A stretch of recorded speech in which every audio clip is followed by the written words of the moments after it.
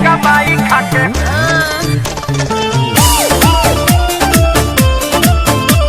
Question bind हो सब 2024 में कमाल कर देने वाला बड़ी बात यह है कि ट्रेंडिंग स्टार खेसारी लाल का जो मैटर था वो सुलझ चुका है और अन्नपूर्णा फिल्म से ये तो लेटेस्ट न्यूज़ है।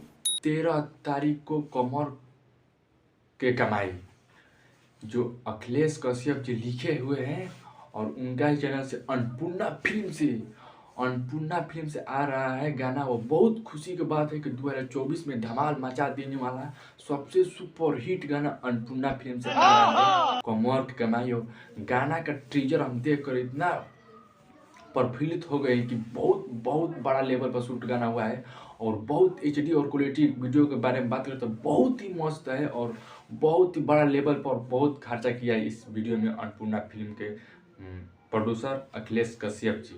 और बात करें गाना के कौन कौन इसमें खटा है तो इसमें गायिका है शिल्पी राज जी और नर्मिता माला जी डांसर है और बहुत बड़ा लेवल का गाना है। और 13 तारीख को सुबह 6:45 पर ये गाना आ रहा है अन्नपूर्णा फिल्म से। एकदम गारंटी पैसा हो गया आ चुका है अन्नपूर्णा फिल्म से।